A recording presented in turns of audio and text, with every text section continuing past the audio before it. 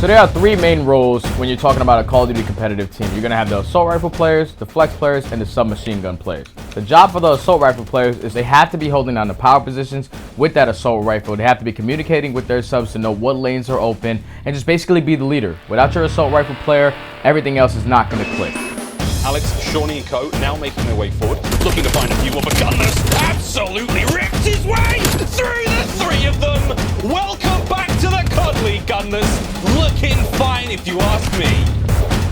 So the main AR is kind of like the quarterback position on a team. You're going to be guiding your troops, you know, looking over your team, supporting them, helping them push up the map. One might be behind us. Good job.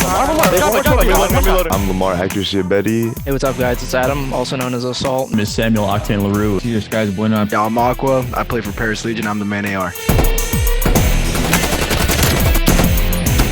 Some common mistakes I see up-and-coming AR players make is either sometimes they'll play too fast in certain situation when they needed to slow down, or they play too slow and like skills are going down, you're in front of your teammates, and like you're supposed to be advancing on the map. There's some ARs that like kind of struggle with realizing when they need to be like going first. Like it's not always your job as an AR to sit back, frame, and just get kills, right? When you're in a favorable spot to kind of bait for your teammate, basically just like a stop-go thing. Like you get kills, you go. You're not getting kills, you slow down, you wait for your teammates. Traditionally, main AR players will use an assault rifle because they're maintaining power positions, and maintaining a power position is much easier with an AR because you can shoot further down range than you could with a submachine gun.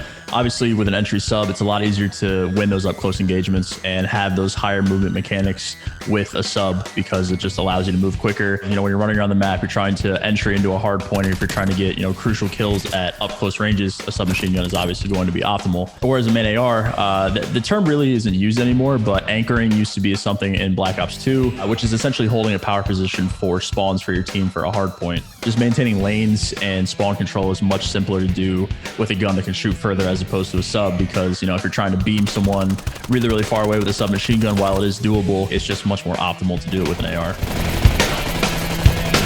If you're looking to build a class and you want to know what to focus, for assault rifle players, if you watch our pros, the ARs, they're really focusing on that bullet velocity. They want their bullets to hit, and they want their bullets to hit quick.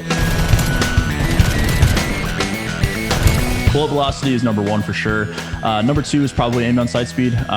Sometimes you can sacrifice that for things like sock strafe in weird situations, and then actual movement speed of the weapon, because as Call of Duty has progressed over the years, how fast you are on the map has become extremely crucial, because, you know, the rapid pace of learning of the pro community, every year it gets higher and higher just because the game is evolving at such a rapid pace. So if the game is evolving at a rapid pace, you need to be moving in a rapid pace. So movement speed for the weapon, bullet velocity, and aim down sight speed are probably the three main things.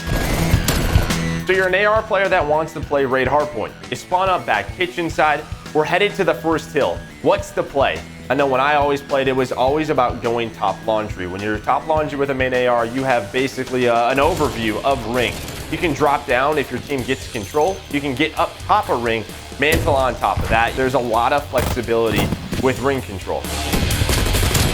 Going to the second hill, you rotate on towards the back. The main priority for an assault rifle player is to really control those spawns. I think controlling spawns comes with teamwork. Everyone has a job on the map, and each player block a spawn, you call that out and you solve your teammates. I think an AR player belongs back kitchen tree, looking into back laundry. If you know they're not coming back laundry, spawn control is in your hands. You can go cutout. You know the enemy team is to be pushing water side. You don't want them to get money. In that cutout position, you can see all of the lower side of the map. A great position for an AR. As we rotate to garage is a little bit different for assault rifle players. You're really gonna wanna be focusing on inside the hill, because you can use the positions of the cars, of the vans on the other side. You can watch inside the gym with that line of sight. A lot of great positions really come from inside the hill on garage. Now, basketball court is an interesting one. Again, you can play back tree or cutout, similar to kitchen, but you can really play from inside the hill. You can go all the way to the back corner, watch up top of the staircase. You can go on the hill behind where the basketballs spawn on that block. You can look towards Tiki Bar. This is a great hill for assault rifle players, similar to garage. A lot of the positions come from inside of that hill in objective. And heading to the last one, inside a courtyard, this last hill. It is a lot of one-on-one fights where, whether you're cool stairs, you may be fighting opposite players towards ring and pillars. If you're Zig, you might have to win a big one-on-one on the player kitchen. And opposite to that, if you're kitchen, you may have to look towards that Z and win that one-on-one. Really, what your goal is as an assault rifle player is to make sure that your submachine guns can get inside that hill. When your submachine gun players are alive inside that final hill, that's when they're able to finesse, that's when you're getting all that time. The good side on Moscow is obviously, good side on every map is going to be the spawn that has P2 next to it. So if you're spawning on good side of Moscow, street control as a mid AR player is going to be your only job. Being on the hill is not ideal if you are an AR player for at least P1 anyway. So number one, you're going to be fighting their mid AR 9 times out of 10 street off of the break, and if you win the fight, then you basically win P1. You're just maintaining out the street control, the statue, you know, buses, all that whole area, just because it locks an entire lane of the map that you can't rotate through anymore if you're the other team. So locking down street for P1 Moscow is the most important role for a mid AR, and then if rotating into P2, there isn't really a place that is ideal for a mid AR in my opinion. I think that they're on the hill, you know, top cop is what we call it, but the building behind P2 with the window, being on the street to continue to hold those spawns. I don't think there is really a set area for a mid AR to play. I think that, you know, wherever is needed is completely fine on that hill. P3, I would say the catwalk is just the probably the most notorious like main AR position for Moscow. It is really hard to kill someone when they're on there, especially if they have a good AR shot. So just watching over P3, sitting on the catwalk is definitely the place that you want to be. P4 is the only place that you ever want to be as a mid AR player or an AR player flex, you know, whatever it is inside the bus. That is the creme de la creme of that hill. It is a power position beyond power position, just because the visibility is so low when you're actually trying to shoot into the bus. But if you're in the bus, like looking out, it's perfect and you can see pretty much everything. When you spawn on the light side of the map on Garrison, on the breakoff, what you want to do is, as the main AR, you want to go towards the middle of the map around stacks. You help your SMG players get up mid, whether they're hitting underground or they're hitting trackside, maybe they're hitting vent. Whatever it is, you just want to give them cover fire to get up the middle of the map. So after the breakoff plays out and you win the breakoff, now the other team is spawning all the way back P3. You want to milk as much time as you can on P1, but the priority is to keep them just trapped back there so you can get a nice full 60 on the P2. During P2, the enemy team usually is going to break the hill by going around the middle and the back of the map. So as the AR player, what you're going to want to do is set yourself up in a nice camp spot in the back of the map, whether it's behind the tanks or, you know, maybe in lights. So as the rotation develops from P2 to P3, and let's say everything goes perfectly, you spawn them out and you have P3 control, what you're going to want to do as the AR player is set yourself up in the back again. The P3 is kind of a unique hill, and that hill is a very, very big money hill, so you don't want to get broken or lose the hill because someone just got one of the spawns in the back while you were in the setup, where there's kind of like 3 back spawns. There's a spawn in the loading alley, there's a spawn all the way in the back, and then there's a spawn also behind the gens. Depending on how your team is positioned, you'll know where you have to block. So if your team is holding kind of a tightish setup, you don't have to worry too much about blocking all 3 things. You could just kind of stand anywhere around the back ticket gen area and you should be good. But if your team is actually pushed out pretty far, you're going to want to very, very hard block and make sure you're staying in the back and kind of be cautious of that loading spawn, because people can get that cheeky spawn sometimes. So P3 to P4, if you're in the situation where you're going to be holding the P4 and the enemy team is coming from P3 side, preferably as an AR player, you're going to want to be either like in top green or just on top bridge, somewhere like that. And even sometimes under the bridge, head glitching the mid tanks is also a really good spot to be in. It kind of catches people off guard, because when they come around mid, everyone focuses top bridge because it's the expected position. So sometimes being under the bridge on top of the tanks is really, really good.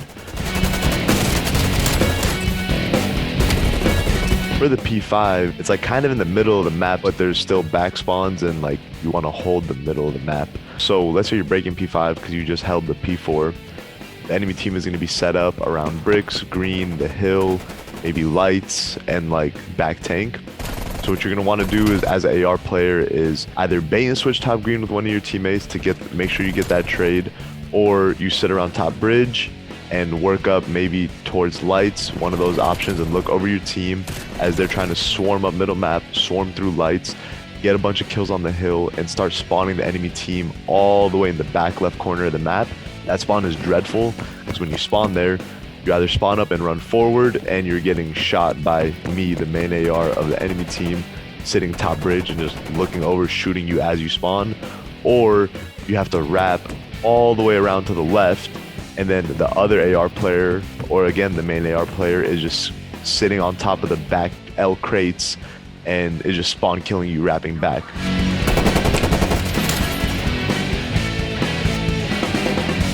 So I'm gonna show you guys how to play a checkmate hardpoint from the point of view of a main AR player. So there's a couple different spots you can play off the break. You have tube, which you get challenged if there's someone that's gonna be back steps. A lot of the times there will be someone there. You have forklift. You're hoping your teammates get the kills in the hill, and if they do that, then you could advance up to, like, you can hop up top A wing. If you have to block, you have to sit back, like fin stacks, depending on how far your team's pushed up. And then, like, after that, you just kind of want to keep them trapped wood side if possible. As a main AR, a good power position to hold on P2 would be top wing. If they push left and they get kills and they push up a certain amount, we can end up spawning out and flipping, and then they'll just collapse on us and break us. So usually there's a guy playing like that back wing, and then the people are focusing their front. P3 on checkmate hardpoint, the way our team plays it, we usually flood left and we try to stack hill and then get as much time as possible. I usually just go on the left and watch over my team because they usually flush from plane, so I'm watching over them while they're focusing the close gunfights in the hill. You always want to have someone in plane on the P4 hill. Planes like kind of dictates everything. If they're in plane, they can't really freely cross from P2 to AS and D to just funnel the hill. So you have plane control, you have good crossfire on that. The guy bottom plane or holding right side can turn and help him as well. Then you want someone like back your aLLeY to block, and then someone in hill basically. For P5 on checkmate, I would say wood side's the best for sure. You always want somebody like more on the left side of the map watching left and like the stairs flank, and one playing the stairs, and then a player also playing in wood and one in the hill obviously. So the guy playing stairs would just go back and forth between the stairs watching in plane, and he would just go watch the front cross, and the guy in wood would just like peek front at an off angle. If somebody dies, the players just fill in the spots of where they died. Playing main AR definitely comes down to outthinking your opponent more than shooting them half the time. The ability to kind of multitask and worry about what everyone is doing on the map at once. So paying attention to what your teammates are doing and also paying attention to what the enemy team is doing. So being able to, you know, comprehend all the information at once and decide what is going on in the game and what your team needs to do and predict what the enemy team is doing. Well, the most important call out as a main AR is always, I don't think it's ever not spawns. I don't think there's ever a situation, maybe like a 1% thing. 99% of the time it's going to be where they are spawning. Where they are coming from is going to be priority number one. That is probably the best thing to be communicating. The best game sense to have is, you know, if you can tell your teammates where to look for gunfights, then they're going to be ready as opposed to caught off guard. So definitely number one is going to be where the other team is spawning. Number two is going to be your situational plays and you know, who you're working your map with. You know, if say you're, you know, I'll use my team as an example. Say me and Loony are trying to work a 2v1 or, you know, 2v2, or him and I are alive in a situation where we need to be communicating. You know, I'll say, okay, I have this for you. You know, this is open right now. You need to look at this. You know, I'm about to shoot this guy, like push out so he can't shoot at you. Like, just being able to work the map like that as a main AR player is extremely important. Being able to direct your team in a way that's going to benefit you guys is definitely takes a lot of practice. It takes a lot of game knowledge. It's not easy whatsoever. And I don't think that it needs to fall on the main AR. It is very easy to do. Well, not very easy to do, but other roles can do it. But I think the main AR is obviously the slowest player in the game. The one that has the best understanding of the current map state. You can be a main AR, play slow, but never be afraid to get in the mix with your team.